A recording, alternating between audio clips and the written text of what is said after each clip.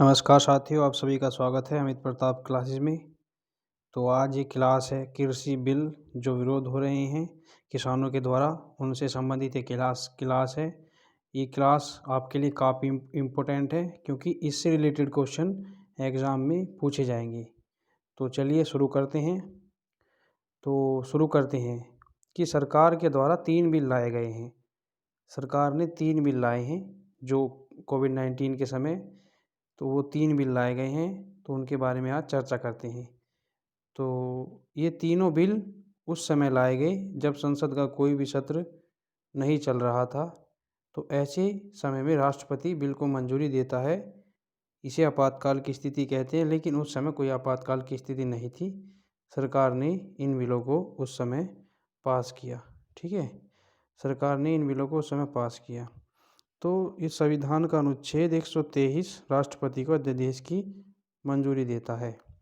यानी अगर संसद का कोई भी सत्र नहीं चल रहा है तो राष्ट्रपति के पास शक्ति है कि वो अनुच्छेद 123 का उपयोग करके किसी भी बिल को पास कर सकता है। तो 3 बिल हैं, कौन कौन से 3 बिल हैं? ये बिल हैं आवश्यक वस्तु अधिनियम 2020, मूल्य आश्वासन पर बंदोबस्त और सुरक्षा समझौता, कृषि उत्पादन व्यापार और वाणिज्य। ये 3 बिल सरकार के द्वारा पास किए गए हैं। तो इसमें पहला जो बिल है आवश्यक वस्तु अधिनियम 2020, इसके अंतर्गत क्या बात है?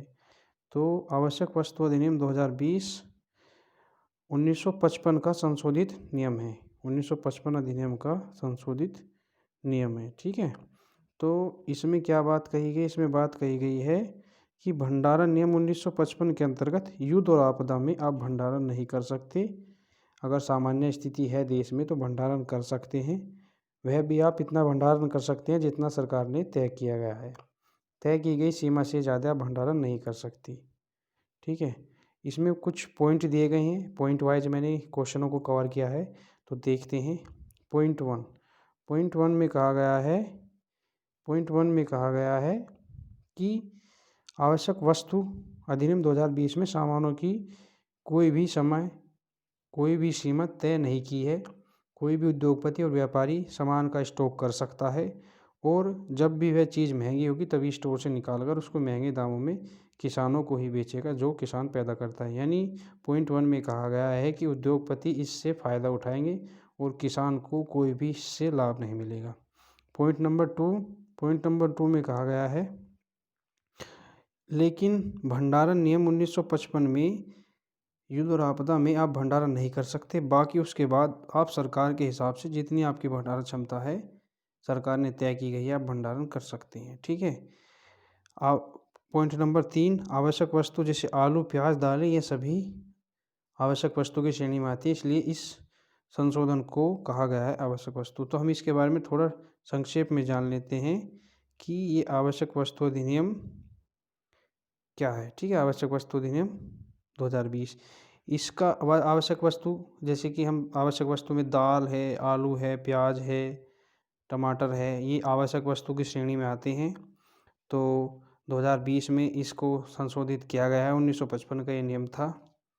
तो इसमें 1955 के जो नियम में था कि आप युद्ध होगा, अगर कोई आपदा की स्थिति होगी जब आप भंडारण नहीं कर सकते, उसके बाद सरकार ने जो आपकी भंडारण क्षमता तय की गई है उसके अनुसार आप भंडारण कर सकते हैं। लेकिन जो 2020 का अधिनियम है उसमें कोई भी क्षमता नहीं तय की गई है।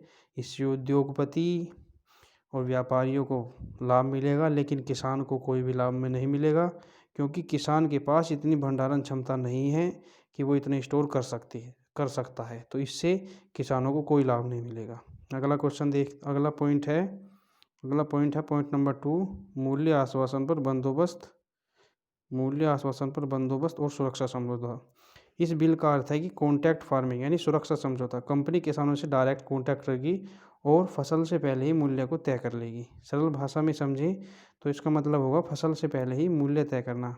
यानी कॉन्ट्रैक्ट फार्मिंग का मतलब है कि अगर पार्ले कोई कंपनी है, उसको अनाज चाहिए तो वह किसानों से कॉन्टैक्ट करके सीधे ही फसल कटाई से पहले ही किसानों से कॉन्टैक्ट कर लेगी और वो जितना भी अनाज चाहिए वो किसानों से ले लेगी। ऐसे ही अगर किसी कंपनी को चिप्स बनाती है कोई कंपनी, उसको आलू चाहिए तो किसानों से कॉन्टैक्ट करके उनसे आलू की फसल तय कर लेगी। यानी इसका मतलब होगा प्राइस बिफोर फार्मिंग।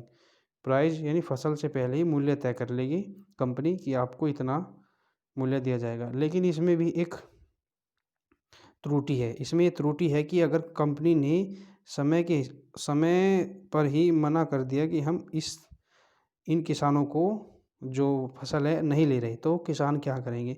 तो किसान को इससे नुकसान होगा, तो सरकार को इस पर कुछ कदम उठाने चाहिए। अगला पॉइंट नंबर है 3, कृषि उत्पादन, व्यापार और वाणिज्य।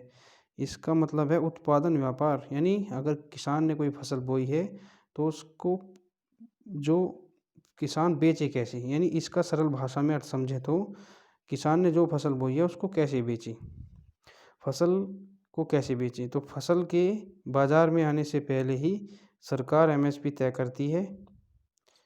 एमएसपी के बारे में हम आगे जानेंगे कि एमएसपी क्या है। तो हम जानते हैं कि एपीएमसी एक्ट में पॉइंट नंबर 1 है, एपीएमसी एक्ट में नोटिफाइड मंडी और मार्केट के बाहर भी किसान अपनी उपज को बेच सकते हैं, यानी किसान अपनी उपज को बेच सकते हैं। पॉइंट नंबर 2, राज्य के भीतर और राज्य के बाहर भी किसान अपनी फसल को बेच सकते हैं, यानी किसान राज्य के भीतर, यानी कोई किसान उत्तर प्रदेश का है तो वह जाके हरियाणा में बेच सकता है, लेकिन इससे किसान को कोई लाभ नहीं होगा क्योंकि उसका उतना ही उससे ज़्यादा ही किराया उसका लग जाएगा, तो इससे किसान को लाभ नहीं होगा। पॉइंट नंबर 3, कृषि उपज की मार्केटिंग के विषय पर स्टैंडिंग कमेटी की रिपोर्ट में पाया गया कि एपीएमसी मार्केट में व्यापारियों की संख्या बहुत कम है और वहाँ पर कंपटीशन कम है। ठीक है, वहाँ पर कंपटीशन कम है।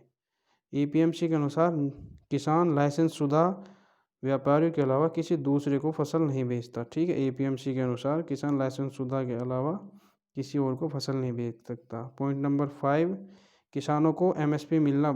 पॉइंट नंबर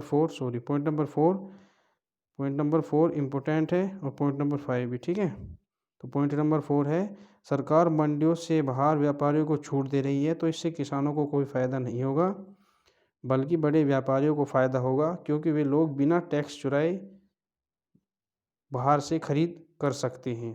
ठीक है, पॉइंट नंबर 5 में क्या कहा गया? पॉइंट नंबर 5 में कहा गया कि इससे किसानों को एमएसपी मिलना बंद हो जाएगा, दूसरी तरफ मंडियां जो हैं धीरे धीरे ठप हो जाएंगी। अगला पॉइंट 6 है, कृषि मंत्री नरेंद्र सिंह तोमर का कहना है कि इससे खुले व्यापार का विकल्प किसानों को मिलेगा, प्रतिस्पर्धा बढ़ेगी और किसानों को अपनी उपज की बेहतर कीमत मिल सकेगी। इस बात से किसान आश्वस्त नहीं है। किसानों का कहना है कि एमएसपी मिलना बंद होगा। आप लिख के दीजिए कि एमएसपी मिलेगा या नहीं, क्योंकि इससे सरकार का कहना है कि वो सरकार जो है बिना टैक्स के ही यानी बाहर से खरीद होगी, तो इससे जो है जो बड़े उद्योगपति हैं उनको फ़ायदा होगा, वो अपनी मनमानी करेंगे, किसानों को इससे कुछ लाभ नहीं होगा। किसान आंदोलन इसीलिए कर रहे हैं क्योंकि एक सरकार लिख के दी कि आपको जो है एमएसपी पर ही सब चीज़, जो भी जिसकी भी जितनी एमएसपी होगी उसको उतने पे ही खरीदा जाएगा, सरकार ये लिख के दे। तो इसीलिए किसान विरोध कर रहे हैं कि आप एमएसपी लिख कर दें। ठीक है, अगला है एमएसपी, सीएनसीपी और एफसीआई क्या है, इनके बारे में हम थोड़ा जानेंगे ये क्या क्या है। ठीक है, एमएसपी और सीएनपी। एमएसपी क्या है? एमएसपी है मिनिमम सपोर्ट प्राइस, यानी न्यूनतम समर्थन मूल्य, और सीएनसीपी है commission for agriculture cost and price, और एफसीआई है फूड कॉरपोरेशन ऑफ इंडिया। तो ये इम्पोर्टेंट फुल फॉर्म है, ये ज़रूर याद करिए क्योंकि एग्जाम में इनके आने के चांस बहुत ज़्यादा हैं। पॉइंट नंबर 1, सरकार हर फसल से पहले सीएनसीपी की सिफारिश पर एमएसपी तय करती है। इम्पोर्टेंट, ये बहुत ज़्यादा इंपॉर्टेंट है, यहाँ से पूछ लेगा क्वेश्चन। ठीक है, यानी सरकार किसकी सिफारिश पर एमएसपी तय करती है? तो एमएसपी तय करती है सीएनसीपी की। आखिरकार एमएसपी, सीएनसीपी और एफसीआई की ज़रूरत क्यों पड़ी सरकार को, यानी इस चीज़ की ज़रूरत क्यों पड़ी सरकार को, ये क्यों बनाई गई?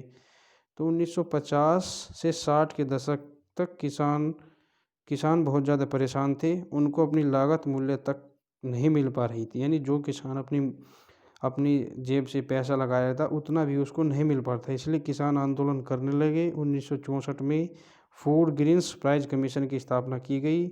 इसका नेतृत्व एल के झा के नेतृत्व में किया गया। 1965 में एफसीआई की स्थापना एल के झा के सुझाव पर एपीएमसी के आधार पर की गई। ठीक है, तो अब ये एपीएमसी क्या जानेंगे। एपीएमसी क्या है। APMC agriculture price marketing commission. तो एपीएमसी का नाम बदलकर 1985 में सीएनसीपी कर दिया। तो आपको ये क्लास कैसी लगी इसके बारे में हमें कमेंट करें। अगर आपको ये क्लास अच्छी लगी तो चैनल को लाइक करें।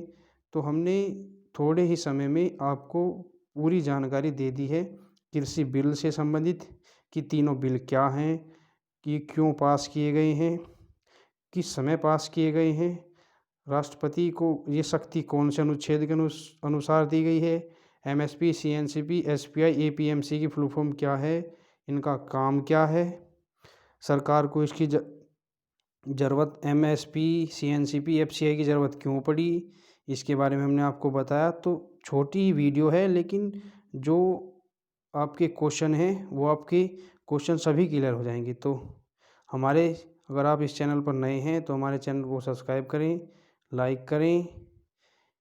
इसी के साथ जय हिंद, जय भारत, धन्यवाद।